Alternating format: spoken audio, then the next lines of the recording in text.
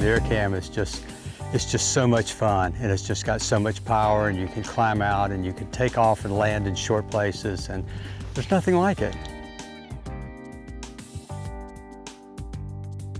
A high level of stability combined with great low-speed handling make the Aircam the perfect platform for low and slow exploration and photography. You're not inside of a can, you're out in the open. You're like a bird. Oh, the visibility is just great. You can see everything. It's just the neatest airplane I've ever had. The Aircam cheats the fun-to-risk ratio in your favor. Two 912S engines give you that freedom.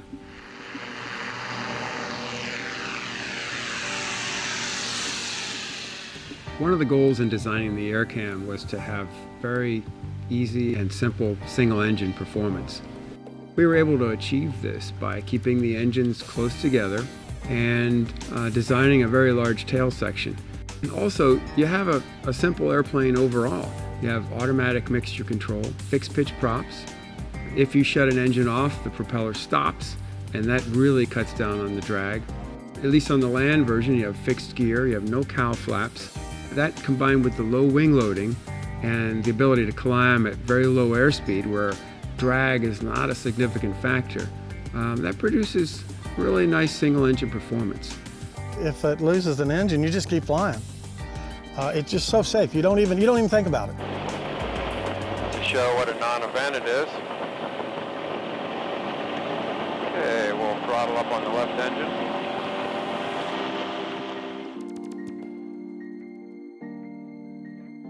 The other thing is, we certainly don't recommend that you ever try and take off on one engine in an Aircam. I mean, if you have a problem with an engine, stay on the ground if you're on the ground. But the fact that we've demonstrated and we've shown the kind of performance that the plane's capable of taking off on one engine, it really shows you that this airplane is different from most other twins. Fixed all the way back, keep the tail wheel planted. Get up to about 35, I'm gonna raise the tail. And I'm going to hold her on the ground until I've got 55, and then into the air we go. And we're climbing out on one engine. It's an exciting package. I mean, when you push those throttles forward, you're pushed back in the seat, and it's not uncommon for you to be off the ground in 3 or 4 seconds. Okay, we'll do a short field takeoff here across the runway. Okay, we're going to climb up to 5,000 feet, and we'll perform a spin. Nose coming up. And there's the stall, full left rudder, full back stick. And in she goes. One turn, and recovery. Right on the nose on the airport. We don't recommend that you go out and perform spins, but I think it's comforting to know that we have done some spin testing, and that when we spin the airplane, even at the aft CG limit, that it's easy to recover and it recovers quickly.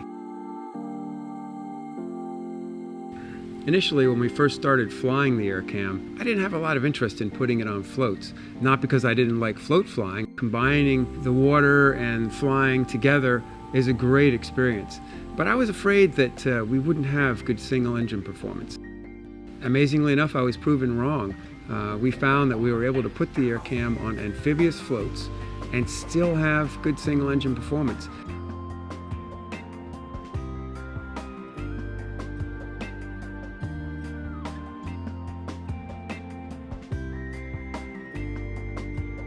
I bought it really because of the safety issue I felt that was there. I do feel comfortable taking passengers in it. I'm very particular about who my family flies with and what they fly in, and I feel super comfortable with them in the Aircam. I was able to take a friend of mine up for a ride not long ago on his birthday, and he's a pilot and he flies all sorts of different airplanes, but he told me it's probably one of the best birthday presents he's ever had. I haven't taken anybody up that didn't absolutely love it. Anytime I've ever taken somebody flying in the Aircam, they have absolutely loved it. I'm sure I've taken over 100 people for rides, and everybody has, I have a word for it, when they get out of the plane, they have the Aircam smile.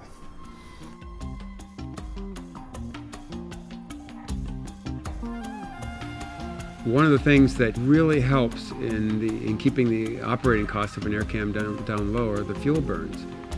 If you're flying an Aircam at about 55 miles per hour, you're just off idle, and you're burning an incredibly low 3.5 gallons an hour with both engines combined. And that just makes the cost of fuel a non-issue. It's not a factor with this airplane. At the low speeds that I typically fly at for just ambling around, I'm burning 3.5, 4 gallons an hour total burn. The airline pilots are attracted to this airplane because they're used to having system redundancy, and we have that in the Aircam. We have 2 engines, we have 2 separate fuel tanks, we have separate fuel pumps and backup fuel pumps, 2 separate electrical systems. It's completely predictable. You don't have any surprises.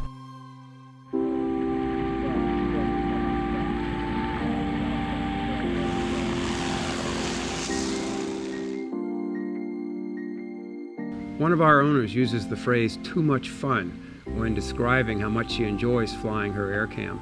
And the Aircam's a whole different experience. It's not about getting anywhere, it's the whole process of getting there. That's the fun.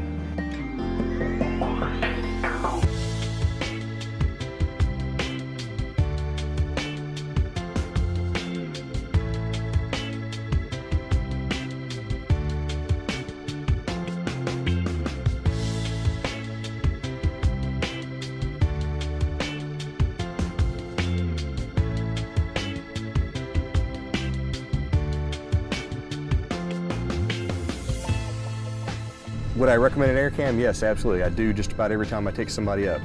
All my pilot friends have a blast in them. I would recommend this plane in a heartbeat, but it's not about flying fast, it's about smelling the roses while you're flying. It's low and slow and gentle and beautiful. There is nothing better to fly than an Aircam. You don't even think about when you fly. It's just so safe. I'd say it's the safest airplane in the world.